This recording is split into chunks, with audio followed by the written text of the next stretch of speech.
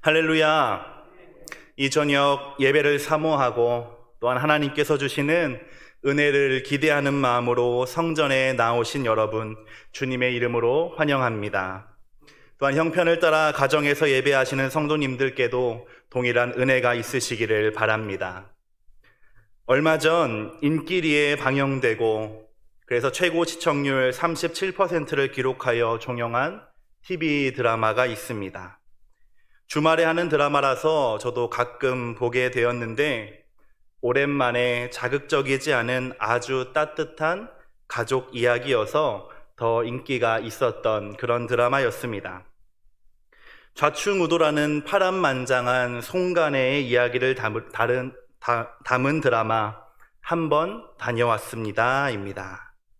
어딘가를 한번 다녀오신 분들이 등장한다고 해서 제목을 그렇게 붙였다고 합니다. 성도님들도 재밌게 보셨죠?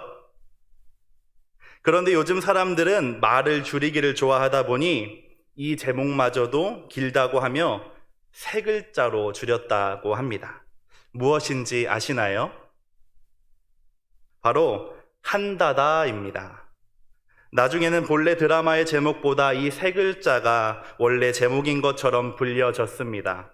잘 줄이면 부르기도 쉽고 기억에도 잘 남게 되는 것 같습니다. 그래서 저도 이 드라마처럼 또 요즘 사람들처럼 오늘 함께 나눌 설교의 제목을 줄여보았습니다. 어떻게 줄였을까요? 바로 다시다입니다. 한번 따라해 볼까요? 다시다. 오늘 말씀이 한다다처럼 저와 여러분의 마음과 기억에 남기를 바라는 마음을 담았습니다. 그러한 시간이 되기를 소망합니다. 이 시간 누가복음 15장에 기록된 흔히 탕자의 비유라고 불리는 잃은 아들의 비유를 본문으로 다시 아들이 되었습니다 라는 제목의 말씀을 나누도록 하겠습니다. 둘째 아들은 왜 집을 떠나게 되었는지, 집을 떠난 아들은 어떻게 다시 돌아올 수 있었는지, 익숙한 본문이지만 이 본문 속에 감춰져 있는 보물을 발견하는 시간이 되기를 바랍니다. 하나님 아버지와 우리 주 예수님께서 주시는 은혜와 평강이 가득하시기를 바랍니다. 이 누가복음 15장은 그리스도인들에게 아주 잘 알려져 있는 말씀입니다. 한 마리의 잃은 양을 찾기 위하여 99마리의 양을 두고 길을 떠난 사람의 이야기인 잃은 양의 비유, 또 잃어버린 동전을 찾은 기쁨에 친구들과 이웃을 불러서 잔치를 벌였다고 하는 여인의 이야기인 잃은 은전의 비유, 그것과 함께 오늘 본문인 잃은 아들의 비유가 함께 기록되어 있기 때문입니다. 많이 읽히고 사랑받은 이 세 가지 이야기, 이 세 가지 비유에는 공통점이 있습니다. 바로 제목처럼 잃은 것을 다시 찾았다라는 것입니다. 그리고 그 잃은 것을 다시 되찾은 기쁨을 주변 사람들과 함께 나누었다라는 것이 이 15장에 담겨져 있는 세 가지 비유의 공통점입니다. 그 중에 오늘 함께 읽을 잃은 아들의 비유는 이 이야기 묶음 중에서 가장 긴 분량을 가지고 있습니다. 아버지와 또 두 아들 간의 이야기를 통하여서 되찾은 기쁨과 함께 참 기쁨의 소식인 복음을 전해주고 있는 것이 이 잃은 아들의 비유입니다. 이제 함께 말씀의 내용을 살펴보도록 하겠습니다.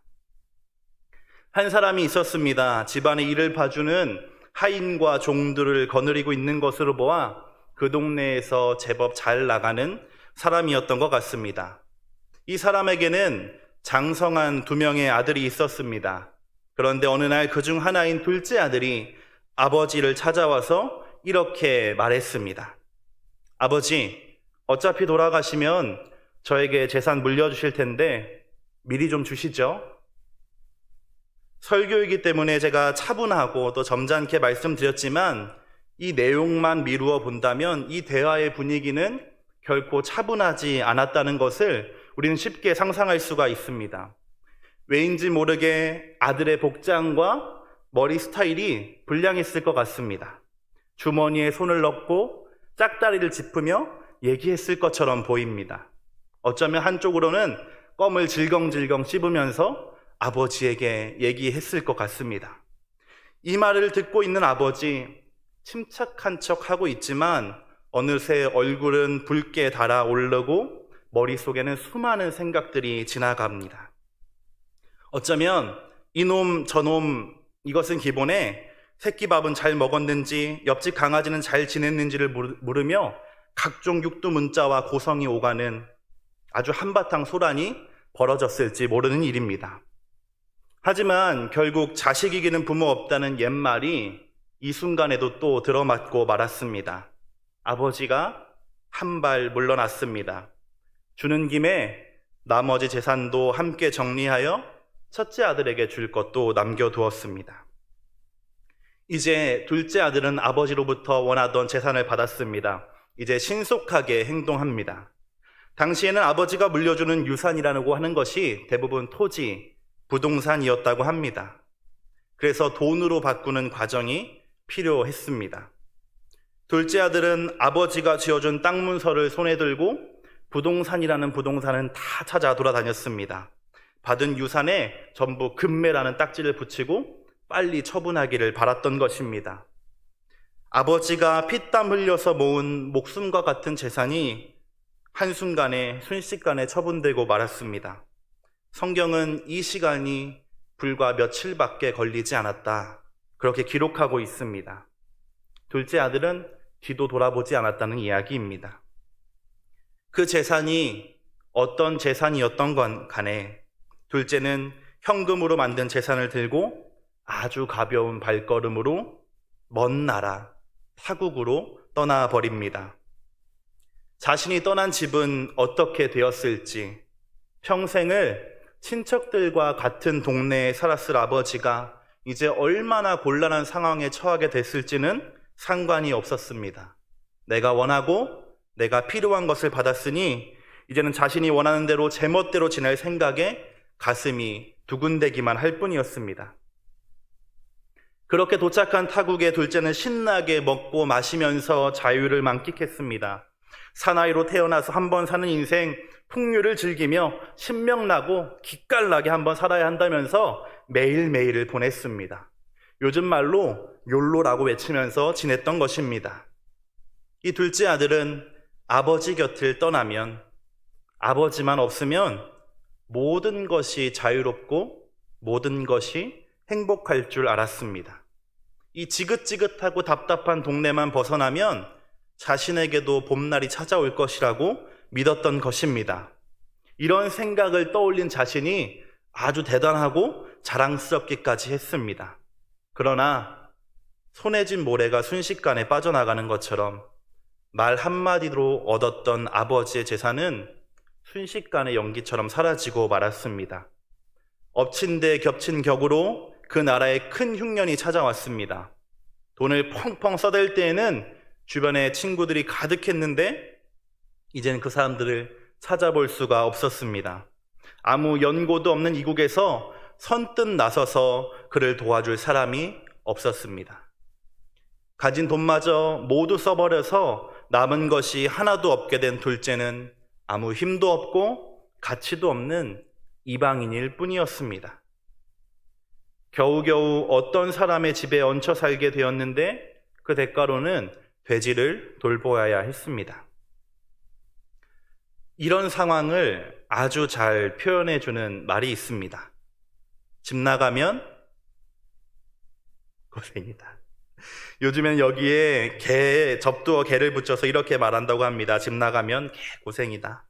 옛 선조들이 우리에게 전해주는 지혜로운 말씀인 것 같습니다. 집만 나가면 다 될 줄 알았는데 오히려 집을 나서는 순간부터 행복이 끝나고 고생이 시작되기 시작했습니다. 아버지의 유산을 다 날려먹고 유대인들은 부정하다고 생각하는 돼지를 돌보아야 했습니다. 이 돼지를 돌보는 조건으로 잠은 잘 수 있었지만 먹을 것은 알아서 해결해야 했습니다. 가축들이나 먹는 쥐엄나무 열매라도 찾아서 먹어보려고 했지만 이마저도 주는 사람은 없었습니다. 한순간에 참 천약한 신세가 되어버린 것입니다. 끈이 떨어진 연처럼 초라하게 떨어지기 시작했습니다. 그렇게 돼지 우리 옆에 누워서 하늘을 바라보고 있자니 눈물 한 방울이 또르르 흘러내렸습니다. 아버지의 재산으로 신나게 놀던 시간은 마치 한여름밤의 꿈인 것처럼 아득하게 느껴졌습니다. 그러다가 문득 고향집이 생각났습니다. 더울 때에는 시원하고 추울 때는 참 따뜻했습니다. 사시사철 먹을 것이 끊어진 적이 없었습니다. 집에서 일하는 일꾼들조차 아무 걱정 없이 지낼 수 있는 곳이 바로 아버지의 집이었습니다. 그제서야 자신이 떠나온 아버지의 집이 얼마나 안전하고 얼마나 풍족한 곳이었는가를 깨닫게 된 것입니다. 그제서야 자신이 당연하게 생각하며 누려왔던 것들이 얼마나 소중했는가 알게 된 것입니다. 그리고 자신이 아버지에게 어떤 짓을 했는지, 자신이 아버지에게 어떤 만행을 저지르고 나왔는지가 깨달아졌습니다. 그제야 제정신이 돌아온 것입니다. 아들이 집을 떠났던 이유는 사실 아버지를 떠나고 싶었기 때문입니다. 어느 순간 아버지의 보호가 사랑과 관심이 고리타분하고 답답하게 느껴졌습니다. 더 이상 고맙지 않게 된 것입니다. 그저 벗어버리고 싶은 멍에, 벗어버리고 싶은 족쇄처럼 느껴졌습니다. 그러니 집을 떠나면, 아버지를 떠나기만 하면 모든 속박에서 벗어나서 자유와 환희가 자신을 기다리고 있을 것이라고 생각한 것입니다. 그러나 현실은 집 떠나 고생하고 허랑방탕하게 낭비하다가 돼지와 함께 먹고 자는 노숙자와 같은 신세가 되어버린 것이었습니다. 우리에게도 이런 생각들, 이런 순간들이 종종 찾아오곤 합니다. 그동안 지켜왔던 수고와 헌신, 예배의 자리가 무거운 짐처럼 느껴지고 아무 의미 없는 것처럼 보여집니다. 눈에 보이는 변화는 없고 왜 나만이라는 생각이 드는 그때 자유라는 이름의 달콤한 사과가 눈앞에 나타나는 것입니다. 한번 모른 척하고 한번 눈 꼭 감으면 편해질 것이라는 생각이 듭니다. 한번 나가보니 꽤나 즐겁고 홀가분합니다. 한 번 더 쉬어보니 이것만큼 끝내주는 것이 없습니다. 그렇게 조금씩 아버지의 집, 아버지의 곁을 떠나게 되는 것입니다. 그러나 성경은 이렇게 아버지를 떠난 사람, 집을 떠난 사람의 인생이 어떻게 흘러가는지를 너무나 분명하고 사실적으로 알려주고 있습니다. 아버지를 대신해서 나를 지켜줄 것이라고 생각해서 모든 힘을 다 쏟았던 것들, 돈과 명예와 사람들 얼마나 허무한 것인지, 어떻게 한순간에 그렇게 사라질 수 있는지, 순식간에 원래의 형편과는 비교가 안 되는 비참한 천지가 되어버린다는 것을 우리에게 잘 알려주고 있는 것입니다. 시편의 말씀처럼 바람이 부는 대로 이렇게 저렇게 흩날리는 쭉정이가 된다라고 하는 것입니다. 나를 잡아주던 곳을 떠나서 무엇인가를 붙잡기 위해 살아가는 사람의 끝이 바로 그렇다는 것입니다. 올해 8월부터 TV에서 방영하고 있는 요트 원정대라고 하는 프로그램이 있습니다. 항상 모험을 꿈꾸며 살았던 4명의 남자가 작은 요트를 타고 북태평양을 지나서 남십자성을 향해 가는 다큐멘터리 예능입니다. 제주도를 떠나서 출항할 때까지만 해도 4사람은 부푼 꿈과 기대에 가득 차 있었습니다. 따뜻하고 햇볕이 내려쬐는 낭만적인 태평양을 상상했기 때문입니다. 하지만 용의 삼각지대라고 불리는 해역에서 갑작스럽게 태풍을 만나게 되자 그들의 환상은 깨지게 되었습니다. 배가 언제 뒤집혀도 이상하지 않을 것 같은 큰 파도가 앞뒤로 좌우로 가리지 않고 덮쳐왔습니다. 강한 바람에 섞여서 내려지는 비는 마치 비수처럼 화살처럼 아프게 날아왔습니다. 음식 먹는 것은 고사하고 잠조차 제대로 잘 수 없는 상태가 되었습니다. 이제는 촬영이 아니라 생명과 안전을 걱정해야 되는 그런 상황이 된 것입니다. 그때 한 출연자가 이렇게 말합니다. 돌아갈 곳이 없다는 것이 이렇게 공포스러울 줄 몰랐습니다. 돌아갈 곳이 없다는 것이 이렇게 공포스러울 줄은 몰랐습니다. 그러므로 인생의 배가 흔들려서 위험에 빠지기 전에 지금 내가 있는 곳이 어디인지, 나를 붙잡아 주는 것이 무엇인지를 잘 살펴보아야 합니다. 거친 파도가 날마다 몰아치는 세상의 한복판에서 살아갈 때에 내가 가장 안전한 곳이 어디인지를 분별하는 지혜가 필요하다는 말씀입니다. 겉보기에 좋아 보인다고 무작정 따라가서는 안 됩니다. 새는 둥지에, 배는 항구에 있을 때처럼 나를 안전하게 보호해 줄 곳이 따로 있기 때문입니다. 우리가 잘 부르는 찬송가 419장의 노랫말처럼, 또한 수많은 시편의 고백처럼 오직 전능하신 하나님의 날개 아래, 하나님의 날개 밑이 가장 안전한 곳임을 믿으시길 바랍니다. 죽어가는 만물을 소성하게 하시는 하나님의 말씀만이 우리의 몸과 영혼을 지켜주는 힘입니다. 그러므로 날개로 보호해 주시고 생명의 양식을 공급해 주시는 우리의 아버지가 계시는 성전이 바로 우리의 안식처인 줄 믿습니다. 아버지의 집, 이 성전이야말로 참된 안식과 평안을 누리며 다시 시작할 수 있는 힘, 다시 시작할 수 있는 힘을 공급받는 집임을 깨닫는 저와 여러분 되시길 바랍니다. 다른 곳은 우리의 집이 아닙니다. 오직 하나님 아버지가 계신 곳이 바로 우리의 집인 것입니다. 둘째 아들 결심했습니다. 그렇게 집을 나왔으니 다시 아들 되긴 어렵겠지? 그래, 아버지의 집에 품꾼이 되더라도 돌아가야겠다. 결심했습니다. 모든 것을 다 잃어버렸습니다. 이제 정리할 것도 없이 몸에 묻은 먼지 털고 집으로 돌아가기 시작합니다. 그러나 어떻게 집으로 돌아가는 그 발걸음이 가벼울 수 있겠습니까? 아버지에게는 몹쓸 짓을 하고 부모님을 하나님을 섬기듯 공경하라고 하는 10계명의 5번째 계명까지 어긴 죄인이 되었습니다. 같은 길을 수도 없이 되돌아오고 돌아갔습니다.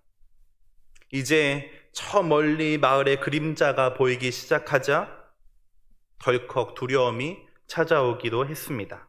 그러나 두 눈 꼭 감고 집으로 걸음을 옮기기 시작했습니다. 그리고 탕자의 이 작은 결심으로부터 세상에서 가장 아름답고 감동적인 이야기의 클라이막스가 시작됩니다. 우리 함께 읽은 본문 20절의 말씀입니다. 한 번 더 읽도록 하겠습니다. 이에 일어나서 아버지께로 돌아가니라. 아직도 거리가 먼데 아버지가 그를 보고 측은히 여겨 달려가 목을 안고 입을 맞추니. 아버지는 어떻게 아들을 알아볼 수 있었을까요? 아니, 언제부터 아들을 기다리고 있었을까요? 아들을 향하여 달려가는 아버지의 모습에서 아마도 아들이 집을 나간 그날부터 동구 밖에서 기다리고 있었다는 것을 쉽게 떠올릴 수가 있습니다. 더구나 우리는 이 뛰어가는 아버지의 모습을 그럴 수 있다고 대수롭지 않게 생각할 수 있지만, 이렇게 달려가는 아버지의 모습은 성경이 기록되어 있는 문화에서는 아주 금기시되는 행동이었습니다. 체면이 상하는 것은 물론이고 그동안 쌓아왔던 모든 사회적인 지위와 평판까지 없어질 만한 하면 안 되는 행동이었기 때문입니다. 그러나 아버지는 망설이지 않았습니다. 아들을 기다렸고 아들이 돌아오는 것을 보았습니다. 주저없이 아들을 향하여 달려나간 것입니다. 그것이 아버지에게는 결코 중요하지 않았기 때문입니다.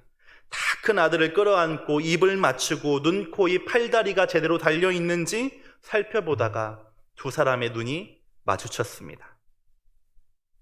아들은 눈도 마주치지 못하고 떨리는 목소리로 자신이 생각해왔던 결심을 말합니다. 저 그냥 아버지, 아니 주인님 집에서 일하게만 해주세요 라고 말합니다. 돌아오기를 결정하며 이렇게 말씀을 드리면 일꾼으로는 받아주시지 했던 그런 말입니다.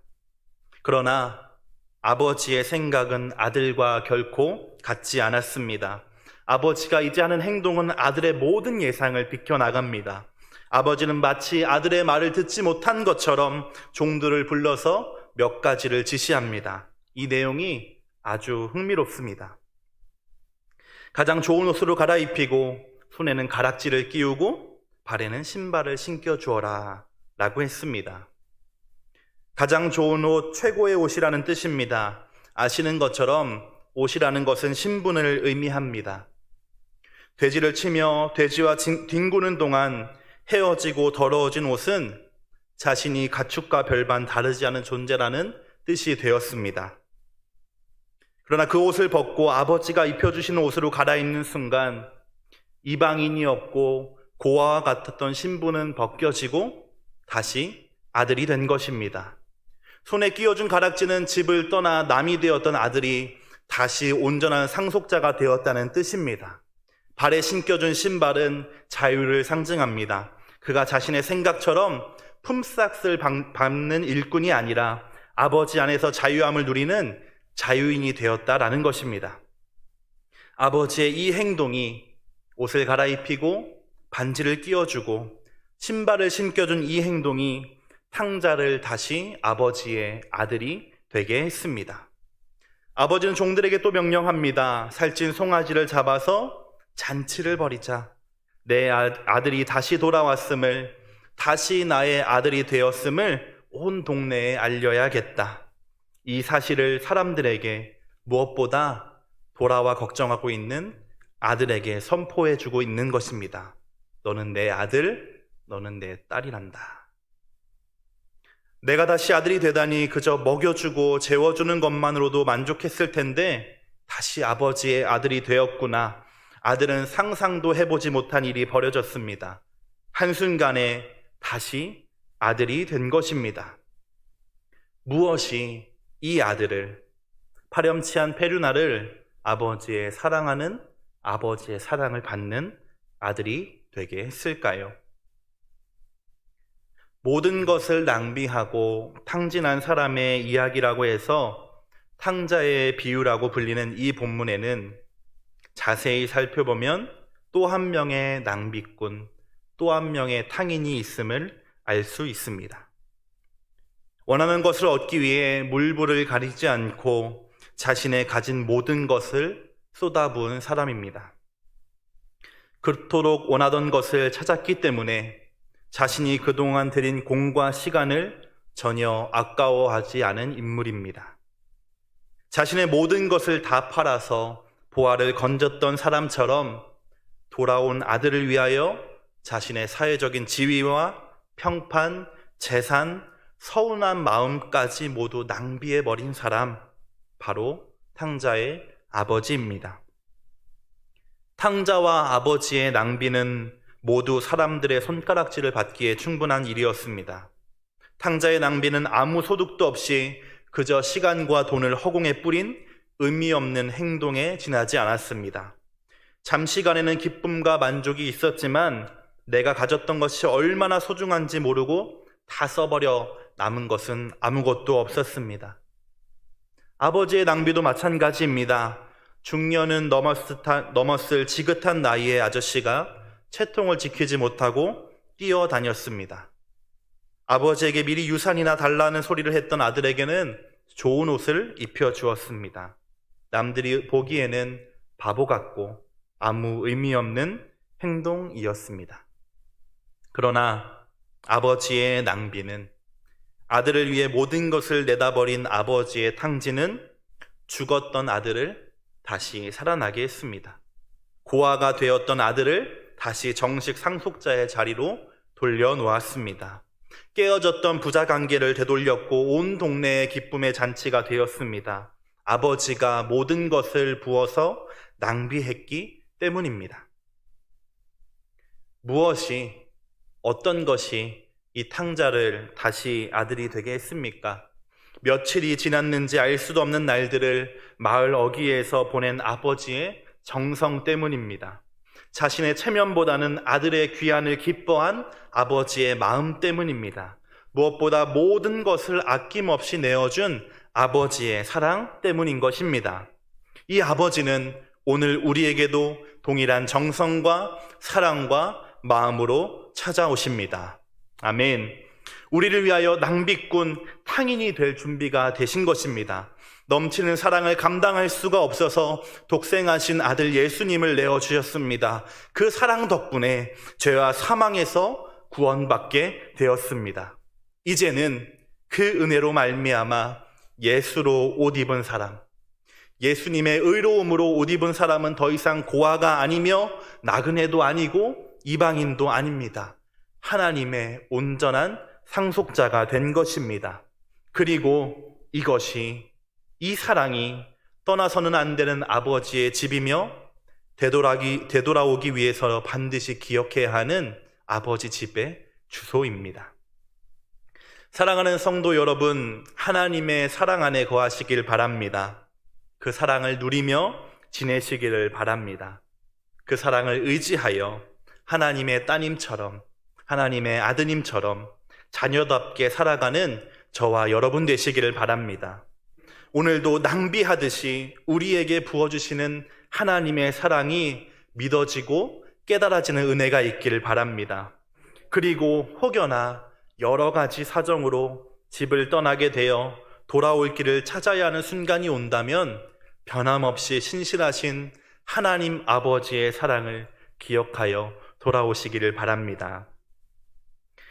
누가복음에만 기록되어 있는 이 잃은 아들의 비유는 집을 떠났다가 돌아오는 아들을 통하여 참된 안식과 평안은 오직 아버지의 집에만 있다는 것을, 아버지 집에 머물 때에만 주어지며 마땅한 자리에 있는 것이 은혜라는 사실을 알려줍니다. 또한 자신의 체면을 버리고 버선발로 뛰어나가 아들을 맞이하는 아버지의 모습을 통하여 하나님의 사랑이 얼마나 위대하고 하나님의 사랑이 얼마나 놀라우며 예상할 수 없을 것만큼 큰지를 알려주는 복된 소식입니다. 성도 여러분, 이렇게 집을 떠나는 아들의 모습은 결코 성경 속의 이야기만은 아닐 것입니다. 너무도 쉽게 하나님이 주시는 은혜와 축복을 잊어버리고 당연하게 여겨서 집 떠나 자신의 만족과 유익을 쫓아 사는 우리의 아주 일반적인 일상 다반사의 이야기임에 분명합니다. 저와 여러분의 집, 우리가 안식하여 거할 곳은 아버지가 계신 곳임을 기억하시기를 바랍니다. 아버지와 함께 할 때에야 자녀의 신분을 누리며 살아갈 수가 있습니다. 아버지를 만날 수 있는 곳, 말씀하시며 또한 우리가 말씀을 드릴 수 있는 곳에 있어야 하는 것입니다. 무슨 일이 있을 때마다, 기쁜 일과 슬픈 일과 어려운 일이 있을 때마다 교회로 돌아와 아버지 품에 안기시는 여러분 되시기를 바랍니다. 돌아오는 이마다 누구든지, 돌아오는 이마다 아무 차별 없이 모든 것을 낭비하여 사랑해 주시는 하나님께서 기다리고 계십니다. 그 하나님을 만나시어 날마다 다시 따님과 아드님이 되어 담대하게 살아가시는 저와 여러분 되기를 소망합니다.